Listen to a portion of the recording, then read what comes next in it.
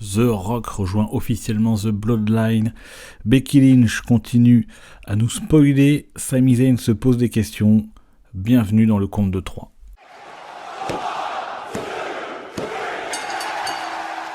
Salut à tous, c'est Biff et bienvenue dans le compte de 3. Les 3 moments que j'ai aimés et les 3 que j'ai moins aimé ou détesté cette semaine lors de WWE Raw et SmackDown. Juste avant de commencer, comme d'habitude, n'hésitez pas à vous abonner, à nous suivre sur les réseaux sociaux, à vous abonner sur le podcast, sur YouTube aussi, on est dispo sur YouTube en mode podcast, mais bon quand même. Si vous voulez commenter là-bas et mettre des pouces, c'est toujours un plaisir. Et je vais vous parler de cette semaine qui a été une nouvelle fois riche en événements et des moments que j'ai aimés et que je n'ai pas aimés. Peut-être que vous n'êtes pas d'accord, c'est possible, vous avez tout à fait le droit et ça serait très bien. N'hésitez pas à le dire dans les commentaires. Et on va commencer directement. Comme d'habitude, je vais faire ce que j'ai aimé au départ et ensuite ce que je n'ai pas aimé. Donc on commence avec ce que j'ai aimé lors de WWE Raw. C'est Sami Zayn, alors qui continue à perdre. Il continue à perdre et en fait on voit qu'il se pose un peu des questions sur sa défaite en fait avec contre Shinsuke. Après sa défaite, on a vu qu'il, même avant dans la promo, on a vu qu'il commençait à se poser des questions. Il était pas sûr on sent que Nakamura veut le faire changer, veut lui dire qu'il soit honnête avec lui-même, qu'il fait tout pour plaire aux gens mais que c'est pas ce qui lui convient. Donc on sent quand même qu'il essaye de le faire, évidemment, de lui poser des questions et qu'il turn. Après sa défaite, on l'a vu, la caméra s'est posée un peu sur lui. Donc, est-ce que Sami Zayn ne va pas faire un turn ? Alors, c'est vrai qu'il était avec le Bloodline pendant longtemps, il était heel pendant un moment. Là, c'est vrai que ça fait, moi, je l'ai dit dans le podcast précédent, ça fait beaucoup de défaites qu'il enchaîne et ça m'agaçait un petit peu puisqu'il était sorti d'une storyline énorme. Royal Rumble, son aura avait un petit peu perdu, puisque, comme j'avais dit, arrivé numéro 30, moi ça m'a un petit peu limite déçu parce que il commençait à perdre cette aura et il enchaînait les défaites. Donc du coup là, si il turn heel, peut-être un nouvel élan, ce qui serait bien pour Sami Zayn parce que c'est un énorme talent, il a fait un super taf et il mérite quand même un peu plus de considération, même si encore une fois je le dis, je pense que ça va être très compliqué pour lui de se hisser de nouveau vers un titre genre World Heavyweight ou Undisputed de Roman Reigns, puisqu'il a perdu pas mal d'aura. Mais bon, peut-être qu'un turn heel pourrait le relancer, mais c'est vrai que ça serait peut-être un peu tôt par rapport à sa grosse storyline avec The Bloodline.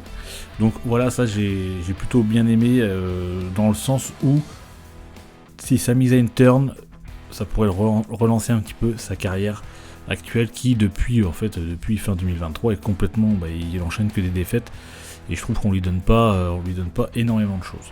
Deuxième chose que j'ai aimé, cette fois c'est à SmackDown où on a vu ce petit segment.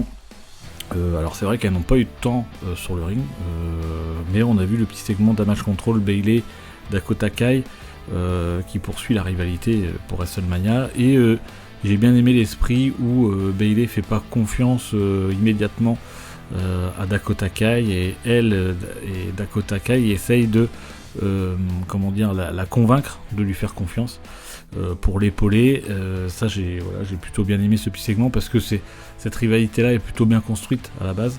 Et là, ça va pas trop vite, ça va doucement. On voit que l'apport de Dakota Kai, comme je l'avais dit au départ, c'est intéressant puisqu'on sait pas vraiment où elle se situe. Alors là, on voit bien qu'elle essaye de convaincre Bayley de lui faire confiance, mais est-ce que vraiment elle peut lui faire confiance ? Est-ce que finalement elle va pas se retourner contre Bayley ? Donc ce petit segment m'a bien plu.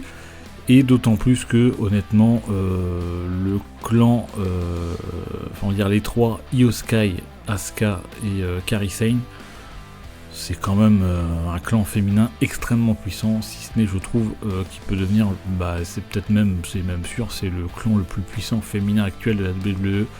Déjà, les trois lutteuses font des performances in-ring parfaites. Alors le problème, c'est la langue, effectivement, elles parlent pas forcément anglais, donc c'est pas évident pour des promos, mais in-ring, elles sont vraiment hyper douées, elles font très peu de botch, Et le fait en plus que Asuka et Kairi Sane aient les titres par équipe, je trouve que ça a relancé un petit peu le titre par équipe féminin, où je trouve que ça leur donne plus de visibilité, plus crédible, et je trouve ça vachement mieux. En plus, si Asuka est championne féminine, pareil, elle fait très peu de botch et tout, donc voilà, j'aime bien cette rivalité, comment ça tourne, même si effectivement on aurait peut-être pu aimer un petit peu plus de temps, on va dire in-ring et pas que un segment backstage pour cette semaine, mais voilà, il y a Elimination Chamber qui arrive le week-end prochain, donc eux c'est pour WrestleMania, donc il y a encore beaucoup de temps à construire, donc voilà, ça m'a pas trop choqué, mais en tout cas ce petit segment et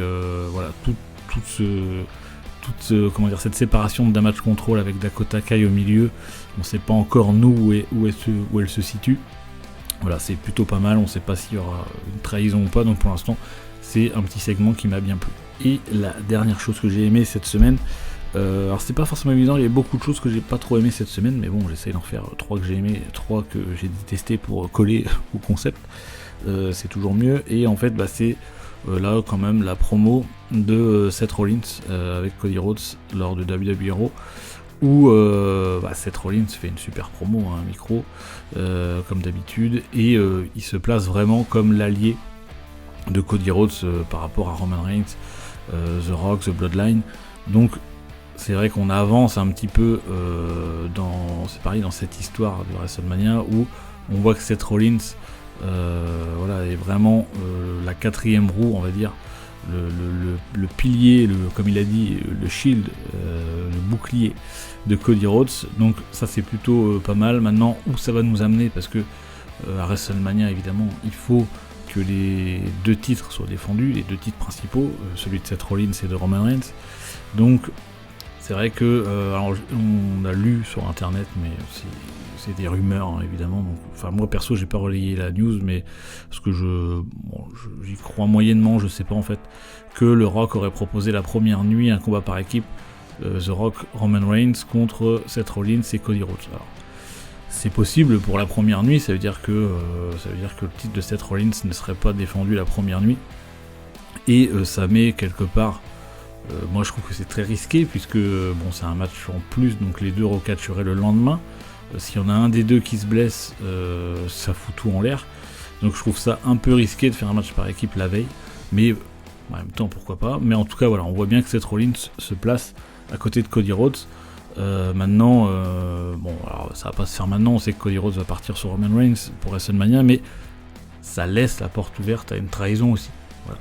Seth Rollins pourrait faire un turn heel après WrestleMania, alors tout dépend s'il garde le titre ou pas, ou même s'il a plus le titre d'ailleurs, se retourner contre Cody Rhodes, et l'inverse est vrai aussi, même si je pense pas que Cody Rhodes tourne heel, puisque c'est vraiment le top face actuel de la WWE, donc je pense pas qu'ils prennent ce risque. Ils vendent énormément de merchandising, il est très très apprécié par la foule, par les officiels de la WWE, donc je ne pense pas qu'il turn heel pour le moment, mais voilà, en tout cas on sait qu'à chaque fois dans le catch, dès qu'il y a une alliance, à un moment donné ça trahit.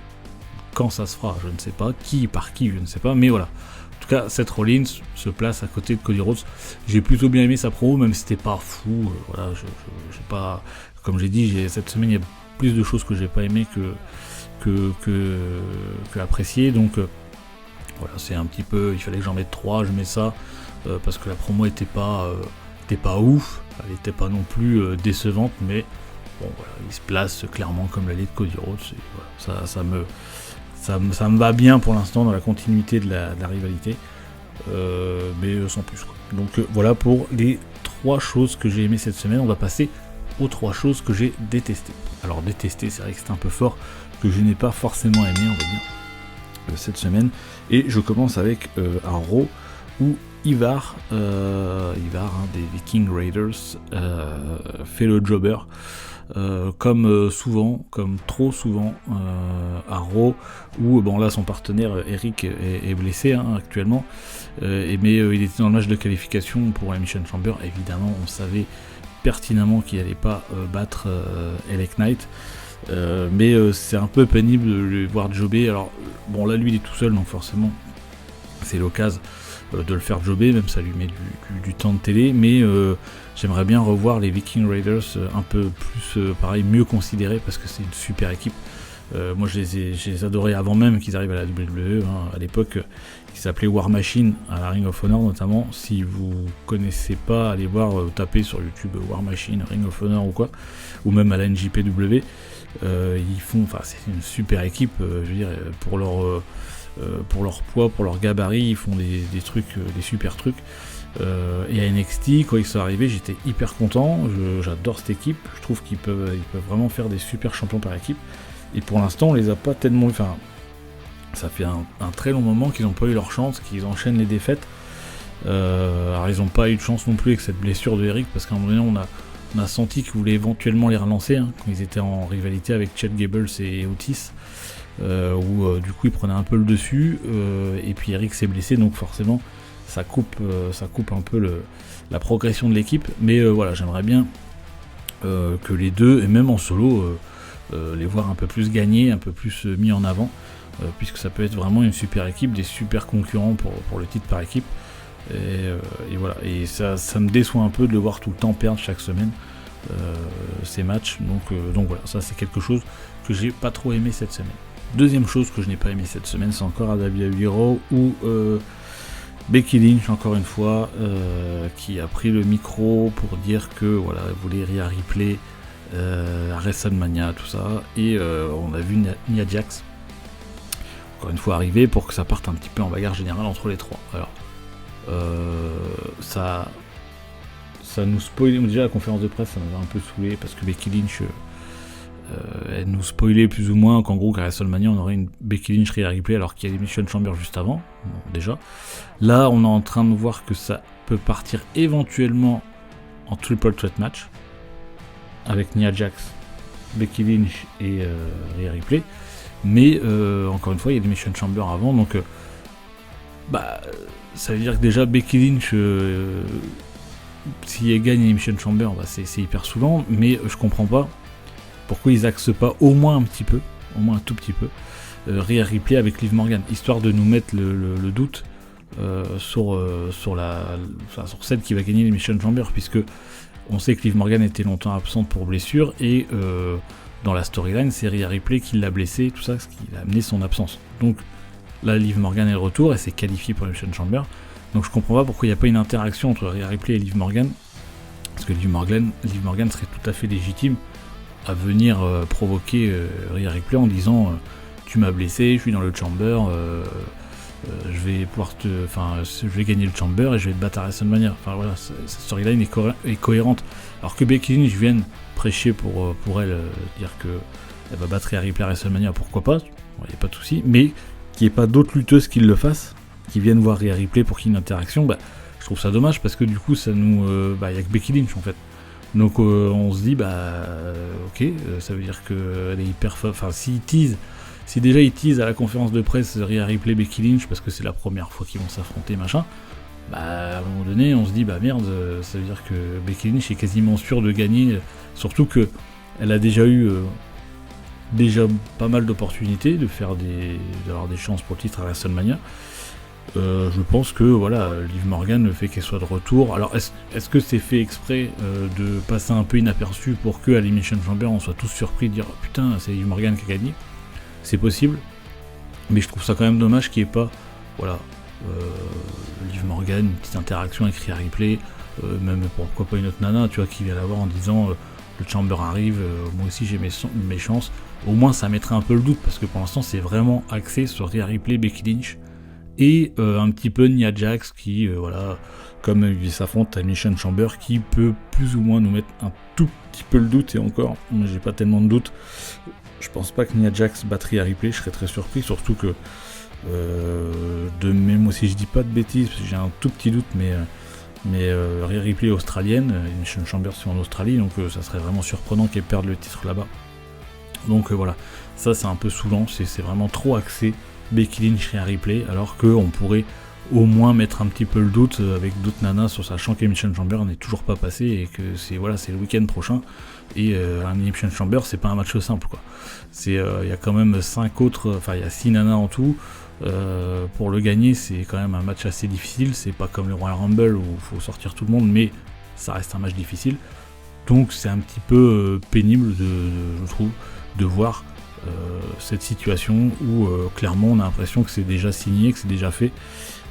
Donc voilà, ça m'agace un peu. On va voir les Elimination Chamber. Hein. Je fais mes pronostics, je vais faire mes pronostics normalement début de semaine, qui vont sortir aussi en podcast et sur YouTube. Et on verra les résultats, mais c'est vrai que c'est un peu pénible pour le moment. Et enfin, la dernière chose que je n'ai pas aimé cette semaine, c'est là, quelque part, alors je vais pas dire que je chipote parce que je trouve, je vais m'expliquer, mais c'est la promo du Rock et de Roman Reigns à SmackDown cette semaine, parce que je vous explique pourquoi, même si encore une fois toute la construction pour WrestleMania, je la trouve plutôt bien, j'ai pas vu venir le turn du Rock, etc. Je trouve ça vraiment bien fait. Par contre, là donc leur présence a été annoncée pour SmackDown, donc c'était quand même un petit événement. On se dit putain, le Rock et Roman Reigns vont venir ensemble, donc là est-ce que vraiment ça va être le Rock vraiment en heel derrière Roman Reigns et tout. Donc effectivement, ce qui s'est passé à SmackDown, oui, le Rock soutient Roman Reigns, qui fait visiblement officiellement partie de The Bloodline, etc. Mais dans cette promo, en fait, moi quand j'ai regardé le truc, je fais ok, donc tout ça pour ça, quoi. C'est-à-dire que il a dit que il ferait tout pour que Cody Rhodes ne finisse pas son histoire, donc il a quand même mis une petite pique à Cody Rhodes, mais aucune mention de Seth Rollins, qui se place, comme j'ai dit tout à l'heure, en tant qu'allié de Cody Rhodes. Aucune mention de Triple H, ou même pas une interaction en coulisses. Il y aurait pu avoir un petit face-à-face, les deux qui se croisent ou machin, parce qu'on a bien vu que Triple H l'a clairement visé à WWE Raw en disant que peu importe où les gens sont assis, moi j'avais dit, j'aime bien ce petit apport, parce qu'on sait que Triple H ne peut plus catcher, et j'ai dit ça serait un peu une lutte de pouvoir backstage dans les coulisses avec Triple H The Rock, ça pourrait être intéressant aussi, c'est une autre manière d'avoir une interaction entre les deux légendes de la WWE. Et donc là, aucune mention non plus de Triple H, donc j'ai dit bon, ok, pourquoi pas, même pas en backstage, comme je disais, ils ne sont pas croisés, rien du tout. Donc en gros, c'est clairement, The Rock a adhéré à The Bloodline, il dit que c'est le plus grand clan de la WWE, etc. Plus dominant, ok. Et du coup, je trouve que ça un peu léger. Parce que si on le sait, c'est des présences quand même, Roman Reigns et encore plus The Rock, leurs présences sont un peu exceptionnelles, donc c'est un petit peu décevant, j'ai envie de dire, parce que tout ça pour ça. Alors après, et du coup ça que je voulais en venir, c'est que cette promo m'a amené à penser, je suis en train de le voir à 10 000, et j'espère que ça se passera pas comme ça, parce que ça serait dommage, que le Rock va trahir Roman Reigns à WrestleMania. Et ça, c'est trop. Là, pour l'instant, c'est en train de devenir hyper lisible. Autant avant, là, au départ, je disais putain, c'est bien, le Rock est heel. J'avais pas vu venir. Je pensais vraiment qu'il allait rester face et tout. Et là, je suis en train de le voir à 10 000. Après cette promo, là, je fais putain, mais en fait, il va le trahir. Il va trahir Roman Reigns. Et encore plus. Alors là, peut-être que je me fais des films, mais c'est bizarre. Vous reverrez la séquence. Quand à la fin le Rock, le Bloodline lève le doigt, le Rock lui lève le pouce avec. En fait, comme si c'était, on va dire, comme s'il faisait le signe d'un pistolet, quoi, en l'air. Et je suis pas sûr que ça soit anodin. Je suis pas vraiment sûr que ça soit anodin, parce que ça me paraît bizarre. Et est-ce que ça veut pas dire un message caché, comme c'est en forme de pistolet, en gros, c'est moi qui vais tuer le Bloodline. Et je l'ai clairement vu comme ça, et j'ai dit putain, dans ma tête je fais pas maintenant, quoi. Pas maintenant, c'est trop tôt, on est encore... ok, la route de WrestleMania a bien commencé, il commence de tôt, pour la rivalité, pour certaines rivalités qui sont majeures à WrestleMania, donc c'était plutôt bien de les commencer tôt. Mais là on est en train, moi j'ai l'impression de voir le dénouement de l'histoire. Là on est quoi, on est mi-février. mi-février, WrestleMania c'est début avril, enfin voilà, un mois et demi avant quoi. Et là je dis ah non putain c'est trop tôt, il aurait vraiment, enfin en tout cas là, peut-être que je me fais des films, mais à SmackDown j'ai clairement vu cet aspect là, donc voilà, ça j'ai vraiment trouvé ça, j'espère que ça se passera pas comme ça, mais moi en fait j'espère que le Rock va rester heel jusque même à WrestleMania quoi, qu'il intervienne en faveur de Roman Reigns. Alors après Cody Rhodes gagne ou il gagne pas, mais voilà, qui n'aide pas Cody Rhodes, enfin faut qu'il reste heel. Après WrestleMania ça sera autre chose, mais voilà, pour WrestleMania faut que ça reste comme ça. Et bon, voilà, cette promo m'a beaucoup fait peur, et encore une fois je suis un peu déçu qu'il n'y ait pas de mention de Triple H, de Seth Rollins. Je trouve ça vraiment un peu dommage, donc j'étais un peu déçu par rapport à leur présence qui est une grosse présence pour SmackDown. Je suis un peu déçu de ça, donc à voir la semaine prochaine, puisque SmackDown a été enregistré. Comme ils partent en Australie, bah, ils peuvent pas faire un SmackDown en direct pour la semaine prochaine, donc à voir si ils seront, je pense qu'ils seront représents pour SmackDown de la semaine prochaine, peut-être en segment backstage, mais en tout cas voilà, on va voir la suite la semaine prochaine, et peut-être même à Raw lundi. Bien qu'ils seront pas à Raw, mais voir si il y a autre chose avec Cody Rhodes, Seth Rollins, peut-être Triple H, je sais pas, mais en tout cas voilà, c'est vraiment ça m'a un peu déçu déjà, voilà, pour cette promo. Donc n'hésitez pas à vous abonner, comme je l'ai dit tout à l'heure, à mettre des pouces, à nous suivre sur les réseaux sociaux, sur TikTok pour les vidéos et les promos importantes des shows Raw SmackDown traduites en français, et aussi à AEW Dynamite. Et écoutez, prenez soin de vous et un putain de bisou.